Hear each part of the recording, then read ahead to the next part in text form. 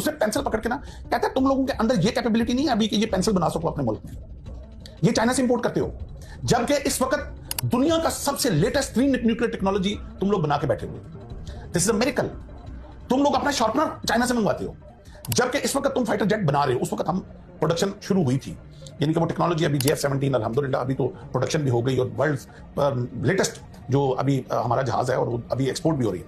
ये मुझे उसने 1997 बोला, कहता है ये ऐसे ही हो गया, दुनिया की 6ठी प्रोफेशनल आर्मी लेके बैठे हुए हो तुम लोग, और जो कंपटीशन इंटरनेशनल आर्मी का होता है उसमें तुम्हारी फौज नंबर 1 होती है। कहता है ये ऐसे ही हो गया, जबकि तुम लोग इस वक्त IMF के कर्जे के अंदर बुढ़े हुए। ये कौन कर रहा है? ये बाय डिवाइन हो रहा है, somebody is doing it।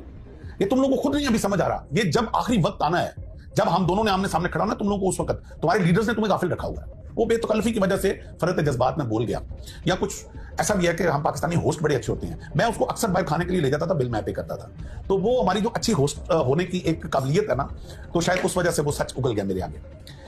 आप यकीन करें कि वो दिन था जिस दिन, उससे पहले मैं बाय डिफॉल्ट पाकिस्तानी था, लेकिन उसकी बातें सुन के मैं बाय चॉइस पाकिस्तानी हो गया।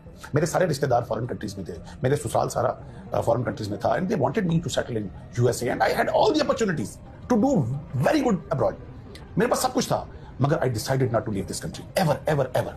और मैंने अपने बच्चों को भी कह दिया कि जिंदगी है, खुदा करे कि वो मौका आए, वो आखिरी जंग हमारी जिंदगी में इजराइल के आमने सामने हो, खुदा करे मुझे मौका मिले कि मैं पहली सफ में लड़ रहा हूं, खुदा करे कि वो खिलाफत और वो इमामत जो इमाम मेहदी लेके आएंगे, जो हमारी दज्जाल के साथ जंग हो, वो हमें और मेरी औलाद को मौका मिले कि हम अगली सफों में लड़ रहे हों।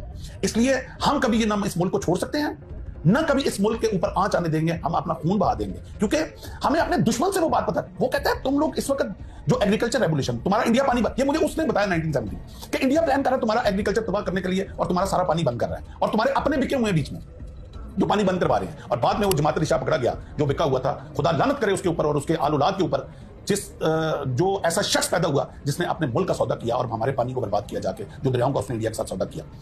तो भाई ये हबील और कबील की जंग है, ये हक और सच की जंग है। ये डे 1 से जिस दिन इंसानियत बनी है ये जारी हुई, ये जंग जारी रहेगी। अब आपकी चॉइस है, आपने हक के साथ खड़े होना है या आपने बातिल के साथ खड़े होना है। ये जंग आदम के बाद हबील और कबील में जारी रही, ये मूसा और फिरौन में जारी रही, ये नबी करीम सल्लल्लाहु अलैहि वसल्लम और कुरैश के बीच में जंग जारी रही, ये बाद में हुसैन और यजीद की जंग है। ये हक और बातिल क़यामत तक रहेगी।